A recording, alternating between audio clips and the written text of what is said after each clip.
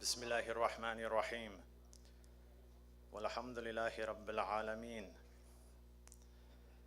والحمد لله الذي هدانا لهذا وما كنا لنهتدي لولا أن هدانا الله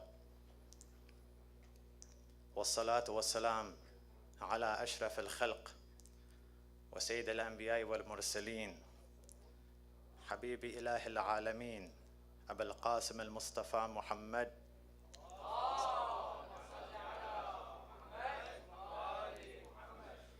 صلى الله عليه وعلى آله الطيبين الطاهرين المعصومين.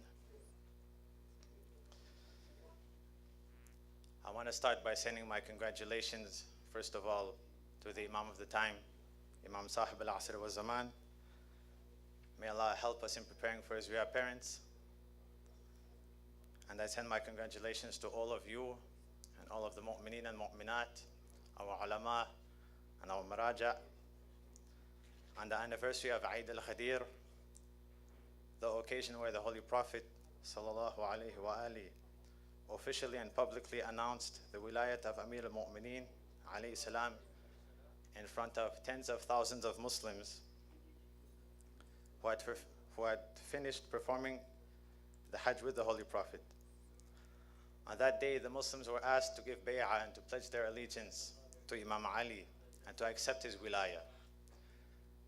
This wilayah being so important that all of the good deeds of anybody, whether it be prayers, fasting, khums, going for Hajj, none of that would be accepted unless the person has wilayat of Amir al-Mu'minin alayhi salam. This wilayat is so great that in a hadith al-Qudsi, it is related that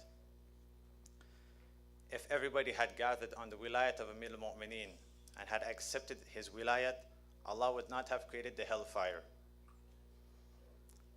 So what is this wilayat exactly? What does it mean?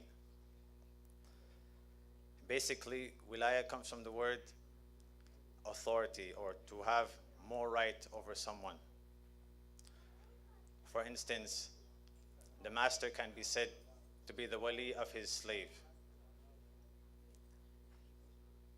because the slave has to obey his master more than anyone else. So that is the basic meaning. However, according to late Shaheed Mutahari, may Allah have mercy on his soul, he divided wilayat into 4 different kinds.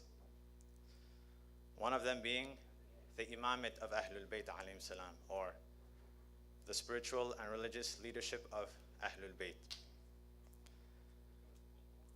The imams guide people towards Allah.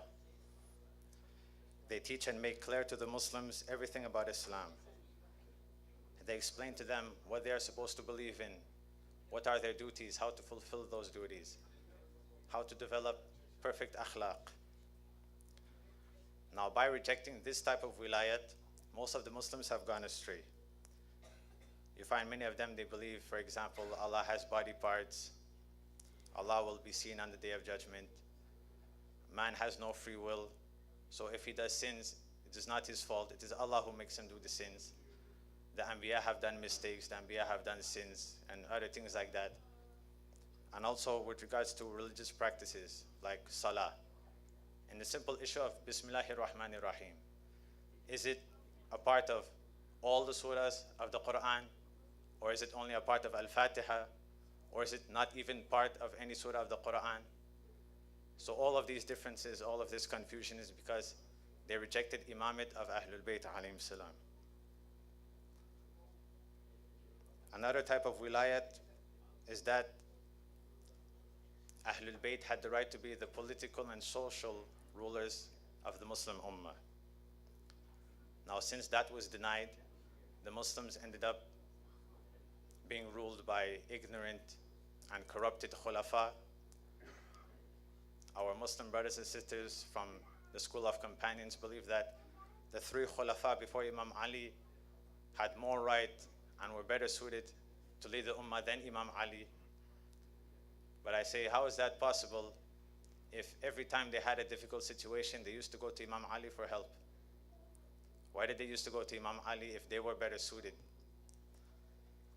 There's an ayah of the Quran which when I think about that, I think about them. It says, أفمن يهدي إلى الحق أحق أن يتبع أما لا يهدي إلا أن يهدى فما لكم كيف تحكمون. Is then he who leads unto the truth more worthy to be followed, or he who does not go aright unless he himself is guided? What then is the matter with you? How do you judge? They took those who are inferior rather than the one who is superior, those who are misguided rather than the one who is guided by Allah himself. Wilaya takwiniya is yet another type of wilaya, or it is also called universal authority, which means that Ahlul Bayt, with the permission and will of Allah, have been given complete authority and control over everything which exists in the universe.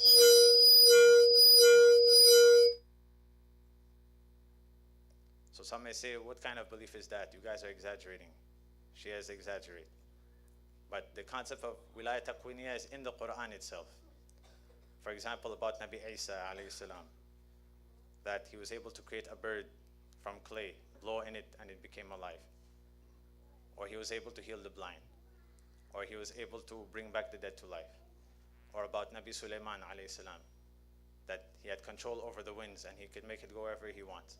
And he had control over the jinn. So all of that proves wilaya takwiniya. And if Ahlul Bayt alayhim salam are the best of creations, so they must have this wilayat as well.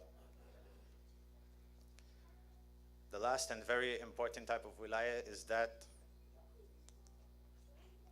in the sense that it is obligatory for everyone to love Ahlul Bayt alayhim salam more than anyone else. The love of Ahlul Bayt is what would help us and grant us success in this world and in the hereafter. There's a hadith which mentions that the love of Ali eats up sins like fire eats up wood. The love of Ahlul Bayt is also a guarantee to paradise.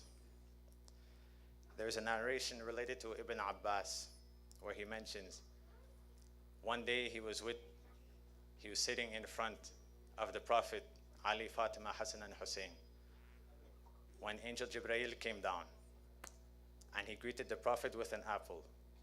So the Prophet accepted that. Then the Prophet greeted Imam Ali with this apple. Imam Ali accepted it, he kissed the apple and he gave it back to the Prophet. Then the Prophet greeted Imam Hassan with the apple and he did the same. And he did the same for Imam Hussain and to Sayyidah Zahra. She kissed it and also gave it back. Then the Prophet again gave it back to Imam Ali. Imam Ali kissed it, but with this time, after he kissed it, he tried to give it back to the Prophet, the apple fell. The apple broke in half, light came out of it, it went to the sky. And in the apple there was a message. And it said, Bismillahir Rahmanir Rahim. This is a greeting from Allah to the chosen Muhammad sallallahu alayhi wa alihi. And to Ali al-Murtada, and to Fatima al-Zahra, and Al-Hassan and Hussein, the grandsons of the Prophet. This letter is a guarantee to their lovers of protection from the fire of the Day of Judgment. Sallu ala Muhammad wa ali Muhammad.